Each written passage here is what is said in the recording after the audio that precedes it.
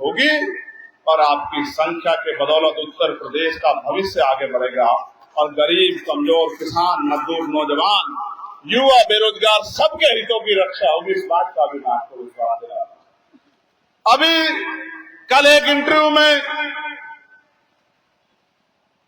RSS के प्रमुख मोहन भागवत जी कह रहे थे, उनसे पूछा आरक्षण कब तक, कहा जब तक जातिगत भेदभाव तब तक आरक्षण। फिर उनसे कहा गया कि ये जो प्रोटेस्ट हो रहा था युवाओं का, इस पे क्या कहना है कि बिल्कुल संवाद होना चाहिए, युवाओं का प्रोटेस्ट सही। लेकिन उन्होंने आगे बढ़ के कहा कि जो लोग सक्षम हो गए हैं उनको आरक्षण को छोड़ देना चाहिए। मेरा सवाल है मोहन भागवत जी से, हम कब से कह रहे हैं अपनी सरकार से कहो जातिगत गणना करा दे, उसके आर्थिक आंकड़े जारी करा दे और आर्थिक आंकड़े जारी करा के और बता दे कि कौन सक्षम है और कौन असक्षम है, कौन कामयाब हो गया है, कौन हासिल है, तो बता दे एक बार। लेकिन उन्होंने कहा जो सक्षम हो गए वो छोड़ दे। मैं पूछना चाहता हूं, उत्तर प्रदेश के एक पूर्व मुख्यमंत्री जो पिछड़े वर्ग से आते हैं, वो सक्षम हो गए थे, मुख्यमंत्री बन गए थे, फिर गौमूत्र से उनकी कुर्सी को क्यों धुलवाया था आपके लोगों ने, ये भी बताने का काम है। और आज भी जब लोधी, यादव, पटेल के बच्चे जो हैं, इन समाजों के बच्चे जो व्यास पीठ पे बैठ के कथा करने की कोशिश करते हैं, उनकी चोटी काट के आप उनके उस सर पे पेशाब से जो है ये जो गंदा कार्य करते हो, ये किस आधार पे करते हो, इसके बारे में भी आपको बताना चाहिए। प्यारे साथियों, लड़ाई बहुत लंबी है और बहुत दूर तक जाना है। मैं एक बात आपको कहना चाहता हूं, मैं अपने पिछले वर्ग के भाइयों को भी कहना चाहता हूं, मैं इस मंच से जो कहूंगा मेरी बात को आप घर जाके सोचना और सोच के निर्णय लेना कि मैंने गलत कहा या मैंने सही कहा। जितने मंच पे हमारे नेता बैठे, इधर सामने हमारी पार्टी के, उधर जफर मलिक से लेकर तमाम हमारे गंगवार साहब, तमाम हमारे गंधर्व जी, सब बैठे दिख रहे हैं मुझे यहां से। मैं आपको भी कह रहा हूं, मेरी बात को सोचना। आप कहते हैं कि साहब हमारी जाति का प्रतिनिधित्व होना चाहिए, मैं इस बात से 1000% सहमत हूं कि जाति के आधार पर प्रतिनिधित्व होना चाहिए। और जो हमने 45 प्रभारी उत्तर प्रदेश में बनाए हैं, उसमें हमने कोशिश भी की है कि सभी जातियों को 45 प्रभारियों में अवसर देने की कोशिश हमने की। पाल को, प्रजापति को, कश्यप को, सैनिक को, यादव को, गुर्जर को, जाट को, पटेल को, विश्वकर्मा को, हमने पूरा प्रयास किया है। और अभी तो 358 बाकी हैं। अभी तो ऐसे ऐसे जिनको कभी अवसर नहीं मिला उनको मिलेगा। लेकिन सवाल कुछ और, अगर आप ये मानते हैं कि जो जाति के आधार पर आपका वही आपका नेता हो सकता है, तो मेरे मन में ये पीड़ा उठती है, अनुभव के आधार पर कह रहा हूं, कि प्रमोशन में रिजर्वेशन का बिल जिस व्यक्ति ने फाड़ा, जिसको फाड़ने की हिम्मत कांग्रेस में नहीं थी, भाजपा में नहीं थी, भारत की जाति व्यवस्था में जो non SC ST OBC non Muslim जो जातियां हैं, नॉन माइनॉरिटी जो जातियां हैं, उनमें भी जिनमें जो हिम्मत नहीं थी, उसको बिल फाड़ने का काम किसने किया? किसने किया? किसने? वो किस जाति से थे? शेड्यूल कास्ट से, SC की जाति के थे, हमारे परिवार के थे।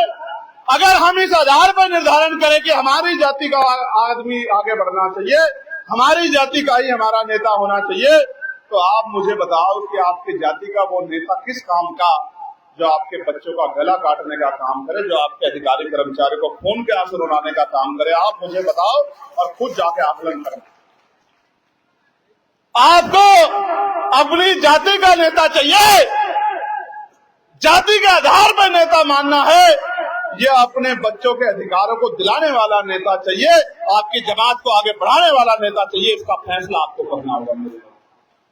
मैं इसका एक और उदाहरण बताता हूं, वो तो पुरानी बात हो गई 2012 की, नहीं आ जाओ। अभी UGC की गाइडलाइन आई थी ना? आई थी या नहीं आई थी? यूजीसी की गाइडलाइन तो थोराट कमेटी से 2012 में आ गई है। भाई राकेश वर्मा जी बैठे हैं, चिंतक हैं, बड़े चीजों पर नजर रखते हैं। आईएएस की सर्विस को जो है बीआरएस लिया है, नीरज जी बैठे हैं।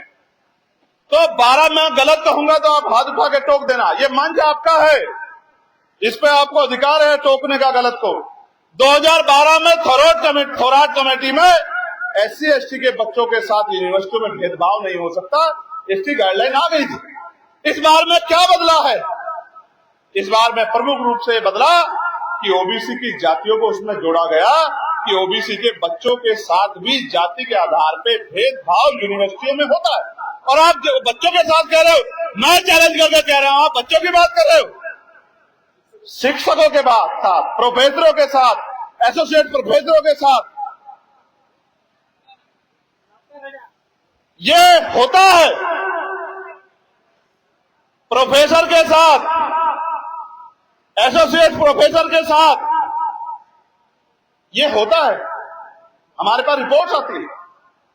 तो आप मुझे बताओ, मेरे इतना बड़ा जो बहुजन समाज यहां पहुंचा है कि किसी पार्टी के एक नेता में, चाहे वो दलितों का हो, पिछड़ों का हो, आदिवासियों का हो, जो वोकल आवाज हो, जिसके पास कैडर हो, संगठन हो, जिसकी बात सुनी जाती, किसी की हिम्मत पड़ी कि वो यूजीसी गाइडलाइन का समर्थन कर सके?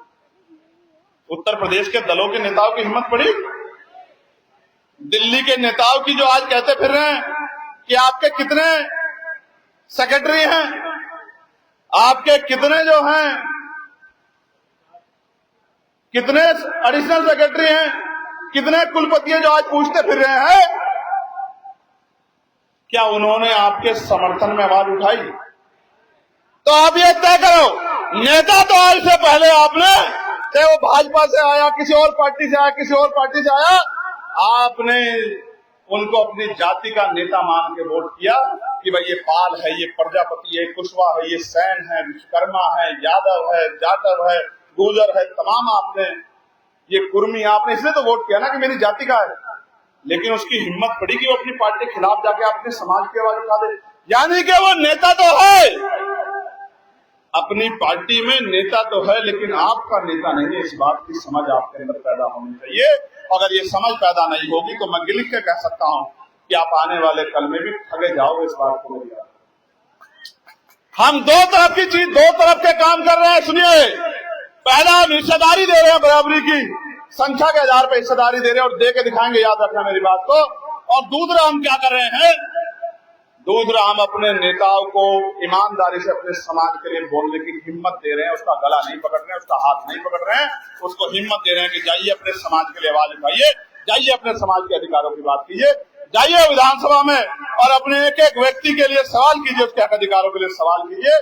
तो यहाँ हम सिर्फ टिकट नहीं दे रहे हैं, प्रभारी नहीं बना रहे हैं, हम आने वाले कल का नेतृत्व दे रहे हैं, आपका वास्तविक प्रतिनिधि दे रहे हैं, जो असेंबली में, पार्लियामेंट में आपकी आवाज उठाने का काम करेगा, पंचायत से लेके और लोकसभा तक, राज्यसभा तक आपकी आवाज बनने का काम करेगा। ये फर्क है आजाद समाज पार्टी काशीराम में और ये फर्क है अन्य पार्टियों में। ये फर्क कभी दूर नहीं हो सकता है, ये फर्क कभी दूर नहीं हो सकता है मेरे लोगों। मैं बात बहुत स्पष्ट कह रहा हूं। आज मंडल कमीशन के होने के बावजूद एक सेक्रेटरी मुश्किल से सेंट्रल सेक्रेटरीट में आपका, और मुझे पता नहीं सुप्रीम कोर्ट में आपका एक जज है या नहीं है, ओबीसी के लोग है या नहीं है मुझे नहीं पता। हाई कोर्ट में आपके कितने जज हैं मुझे नहीं पता। केंद्रीय सचिवालय में कितने सेक्रेटरी हैं, कितने एडिशनल हैं, कितने स्पेशल सेक्रेटरी हैं, मुझे तो नहीं पता। आपके पास लिस्ट होगी, आप देख लो।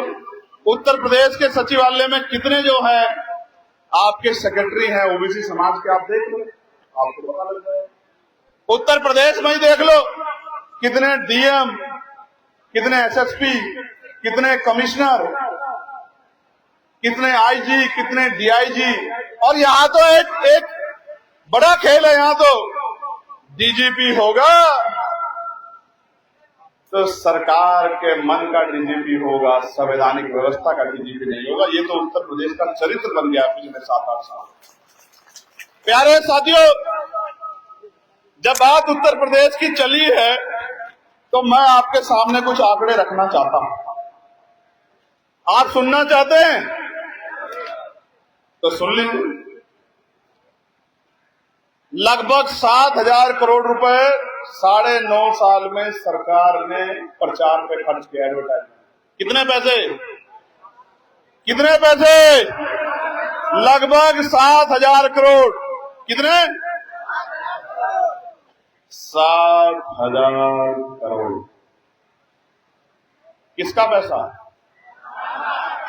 किसका पैसा है? किसका पैसा है? जनता का?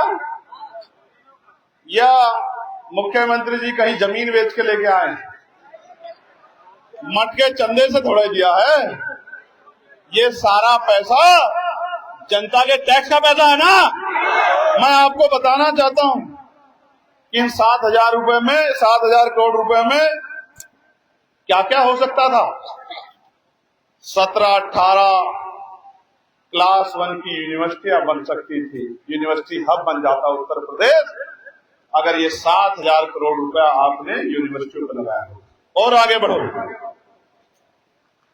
IIT, IIM जैसे संस्थान जो उंगलियों पे हैं भारत के अंदर, 8 ऐसे बड़े संस्थान बन जाते अगर ये 7,000 करोड़ रुपया आपने शिक्षा पे लगाया होगा, मेडिकल एजुकेशन पे लगाया होगा।